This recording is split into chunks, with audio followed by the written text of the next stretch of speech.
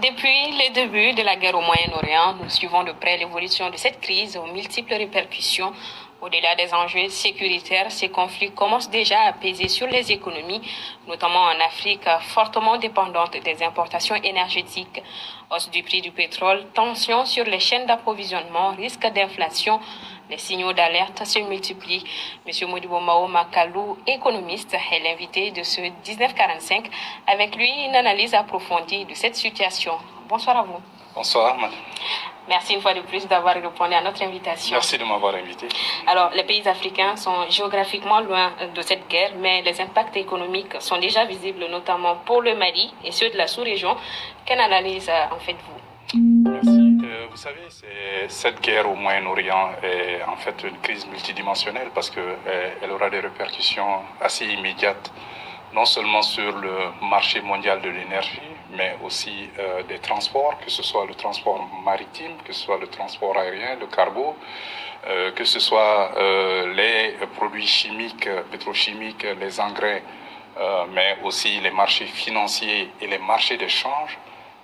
Évidemment, ça aura des répercussions sur l'ensemble du monde parce que, vous savez, cette zone du Moyen-Orient concentre à peu près 20% du marché mondial de l'énergie, notamment du pétrole, et 30% du marché du gaz naturel liquéfié, mais aussi des produits dérivés du gaz naturel.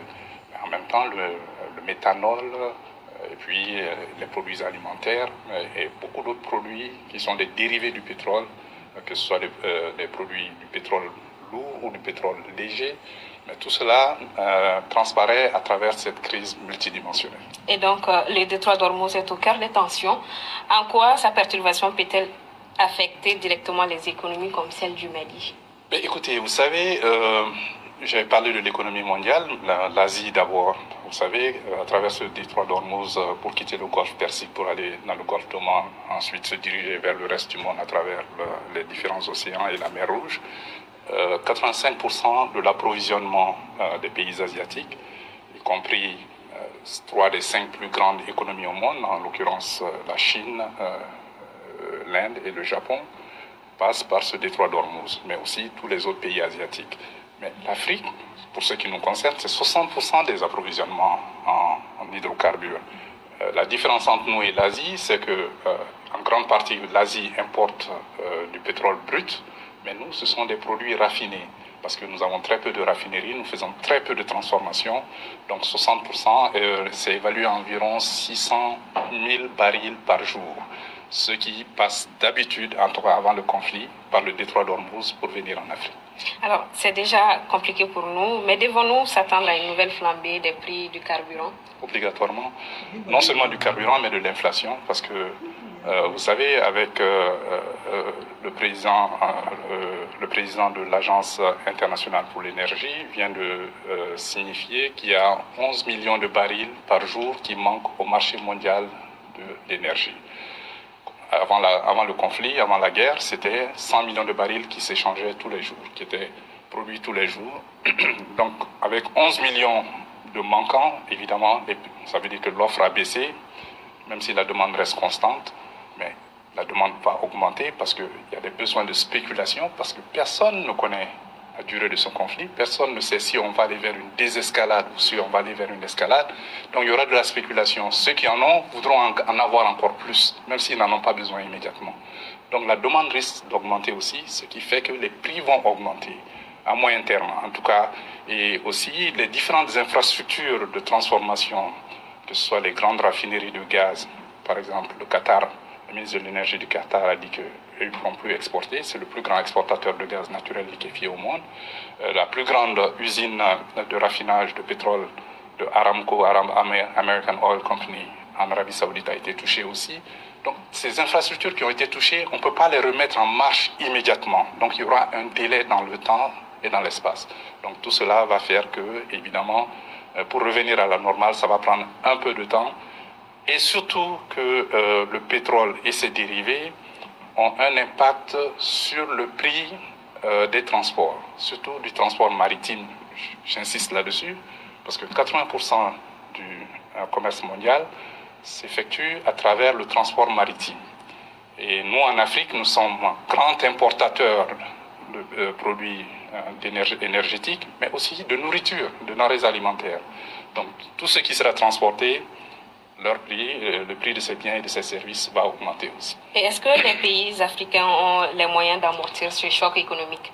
Ben, ils ont, je ne sais pas si on peut dire qu'ils ont les moyens, mais ils doivent avoir la volonté d'amortir ces chocs. Il faut des amortisseurs économiques parce que ce sont des chocs exogènes, mais nous en avons l'habitude.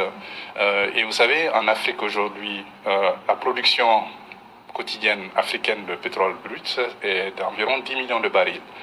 C'est donc la production à peu près de la Russie, quotidienne de la Russie. Mais il y a 38 pays importateurs nets de produits pétroliers en Afrique. Ça veut dire qu'il y a 38 pays en Afrique qui ne possèdent aucune ressource énergétique en ce qui concerne le pétrole et qui doivent importer. Donc quand vous importez un produit que vous ne produisez pas, évidemment, si le coût des transports augmente, vous allez importer cette inflation directement avec ce produit. Alors, une dernière question, M. Magalou. À moyen terme, est-ce que nous, pays africains, ce n'est pas une nécessité pour nous de repenser notre dépendance, que ce soit les importations, l'énergie, le transport et tout ce qui est alimentation? Il faut un changement de paradigme. J'espère que les Africains vont se réveiller. En 2003, à Maputo, les pays africains s'étaient engagés à mettre quand même 10% des ressources publiques dans l'agriculture. Nous continuons à importer un tiers des denrées alimentaires que nous consommons.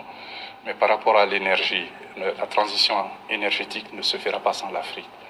Sans le lithium, sans le cobalt, sans le coltan, sans l'uranium, etc., sans le pétrole. Toutes ces ressources se trouvent en Afrique. Mais il faut que nous allions vers une plus grande transformation structurelle. C'est-à-dire qu'il faut de la transformation, il faut qu'on aille des secteurs de moindre valeur ajoutée, surtout qu'on arrête d'exporter ces produits sans transformation en matière brute et qu'on fasse des produits semi-finis et des produits finis pour les consommer et exporter l'excédent. C'est à ce rythme-là seulement que l'Afrique va s'en sortir parce que, madame, actuellement, 40% des Africains n'ont pas de source d'énergie.